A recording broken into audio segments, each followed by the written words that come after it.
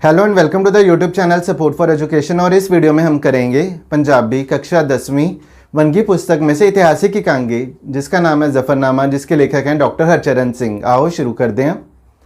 प्यारे विद्यार्थियों, सबसे पहले हमें एकांगी का अर्थ पता होना चाहिए। तो जो एकांगी शब्द है वो है दो शब्द एक और अंग, ये दो शब्दों के सुमेल से बना है, जिसका अर्थ है एक अंग वाला छोटा जा नाटक की एक अंग वाला छोटा जा नाटक। और जफरनामा का क्या अर्थ है? जफरनामा का अर्थ है जीत की चिट्ठी या जीत का पत्थर। तो क्या हुआ था कि 1705 ईस्वी में श्री गुरु गोबिंद सिंह जी ने औरंगजेब को फारसी में एक पत्र लिखा था, जिसमें औरंगजेब को उसके माड़े कर्मों के लिए, बुरे कामों के लिए लानतें पाई थी। उस खत को जफरनामा कहा जाता है।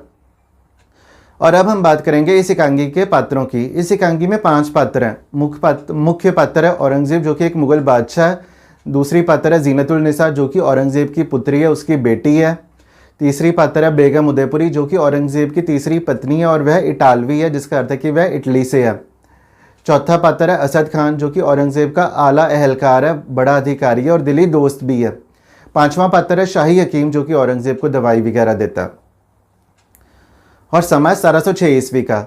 पर हमने अभी थोड़ी देर पहले ही बात की थी कि श्री गुरु गोबिंद सिंह जी ने जफरनामा खत 1705 ईस्वी में लिखा था। पर इस एकांगी का समय 1706 ईस्वी का क्यों है? क्योंकि भाई दया सिंह जी जब जफरनामा खत लेके गए तो उन्होंने अपने हाथों के साथ अपने हथी ये खत औरंगजेब को देना था, जिस करके उनको कई महीने इंतज़ार करना पड़ा। और कई महीने इंतज़ार करने के कारण जो 1705 ईस्वी में लिखा गया जफरनामा है वह औरंगजेब को 1706 ईस्वी में मिला। तो समय 1706 ईस्वी और स्थान कौन सा? स्थान है अहमदनगर और वक्त है सवेर सार, बिल्कुल सुबह सुबह का वक्त है। अब एकांगी के शुरू में हम ये देखते हैं कि औरंगजेब को लगता है कि हर बात उसकी मर्जी के खिलाफ हो रही है और उसे साजों समेत नाचने की आवाज़ सुनाई देती है। तो हुआ क्या कि रात को वह जफरनामा पढ़ चुका है और सवेरे उसको लगता है कि हर बात उसकी मर्जी के खिलाफ हो रही है और उसे साजों समेत नाचने की आवाज़ सुनाई दे रही है। और औरंगजेब कहता है कि बंद करो ये नाच। फिर उसे एक आवाज़ सुनाई देती है। अब उसके अंदर की सच्ची आवाज़ के साथ उसकी बातचीत हो रही है। आवाज़ कहती है कि कुदरत एक रंग तमाशा जिससे तू महरूम रहा है। तो वह कुदरत के रंग तमाशे से महरूम क्यों रहा है? क्योंकि वह बहुत ही सख्त मिजाज का है। फिर औरंगजेब को नशेही बंदों की ऊंची हंसने की आवाज़ सुनाई देती है। औरंगजेब कहता है कौन है ये लोग जो मौत से इतने बेखबर हैं? आवाज़ कहती है कि ये हैं तेरे अहलकार, फौजदार और सूबेदार, जो तेरी मौत की घड़ियाँ उड़ीक रहे हैं कि वेट करे कि औरंगजेब की मौत कब हो। वह शेरो शायरी से औरंगजेब को चिढ़ा रहे हैं और क्योंकि वह सारी उम्र उन्हें कुफर के ठेकेदार कहता रहा है। शराब के नशे में वह औरंगजेब की कमज़ोरी का मजाक उड़ा रहे हैं और औरंगजेब के सख्त बर्ताव के कारण उससे बागी और आकी हो गए हैं। और मुगल तख्तो ताज के लिए औरंगजेब के बेटों में भी खाना जंगी शुरू है। अब बेटों की भी आपस में लड़ाई चल रही है कि औरंगजेब के बाद राजा कौन बनेगा। फिर आवाज़ औरंगजेब को कहती है कि तूने अपने पिता शाहजहां की मौत का इंतज़ार भी नहीं किया था। तो क्या हुआ था कि औरंगजेब ने अपने पिता की मौत का इंतज़ार नहीं किया और उसे कैद करके आप राजा बन गया। और तब औरंगजेब ने कहा कि मुझे हुकूमत की हवस ने अंधा किया हुआ था, पर मैं अपने मन का चैन गवा बैठा हूँ।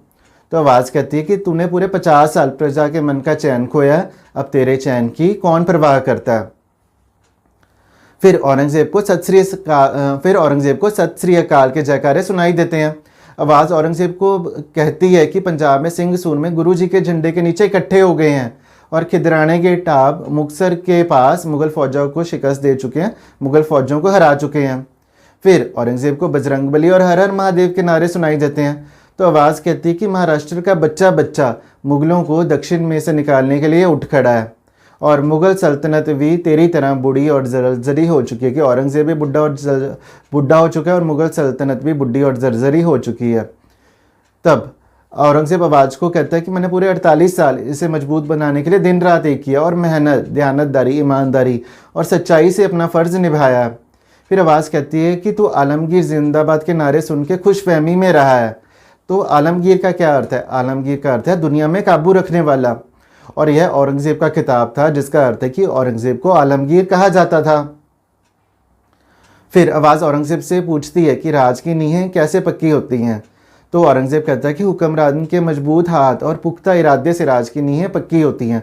तो आवाज़ कहती है कि नहीं, अशोक और अकबर की तरह लोगों के दिल को जीत के राज की नींहें पक्की होती हैं। यह सब धर्मों के सत्कार करने के साथ ही संभव होता है, पर औरंगजेब के राज में सिख, मराठे, राजपूत, संत, साधु, शिया, सूफी, कुल हिंदू जाति उसकी हुकूमत से दुखी है।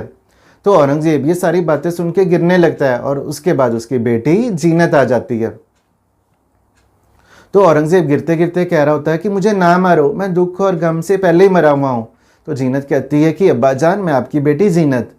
अब वह औरंगज़ेब को कहती है कि नमाज का समय हो गया है, कि आप हमेशा समय से ही नमाज़ पढ़ते हो। तो औरंगज़ेब अपनी बेटी जीनत को कहता है कि मुझे मस्जिद ले जा।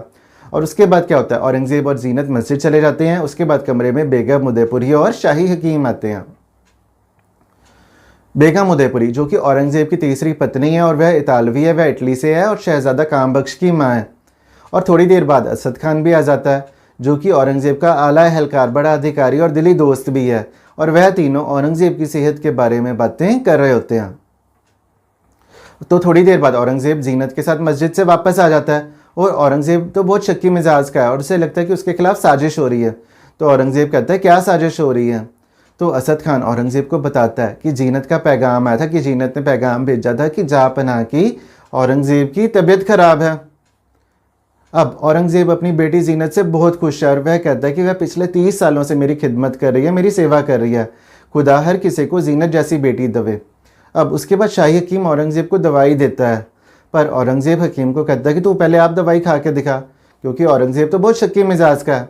और बेगम उदयपुरी को कहता है कि जाके आराम करो और जीनत को कहता है कि गर्म पानी मंगवाओ।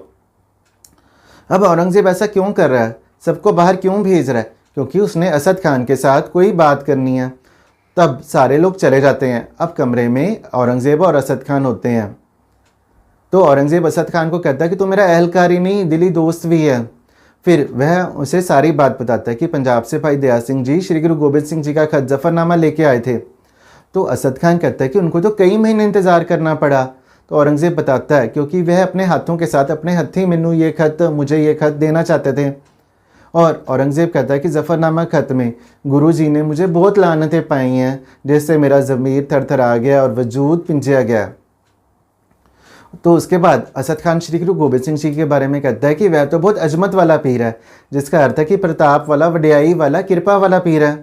तो अब औरंगज़ेब सारी बात बताता है कि वज़ीर खान ने कुरान शरीफ के झूठी कस्में खाई, गुरुजी को अनंतपुर छोड़ने के लिए मजबूर किया, पीछे धोखे के साथ हमला किया और जंग में गुरुजी के पुत्र शहीद हो गए। फिर औरंगज़ेब कहता है कि मैंने श्री गुरु तेग बहादुर जी की भी शहीदी कराई, पर वह मुल्की मामला था। तब उसके बाद वह असद खान से पूछता है कि वज़ीर खान को क्या सज़ा दी जाए।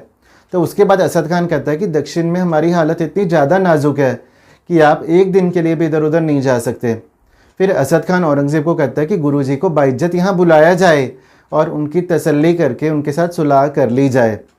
वह औरंगज़ेब को कहता है कि वे अपने हाथ से खत लिखे और किसी भरोसेयोग कासद, किसी भरोसेयोग दूत के हाथ गुरुजी को भेजे।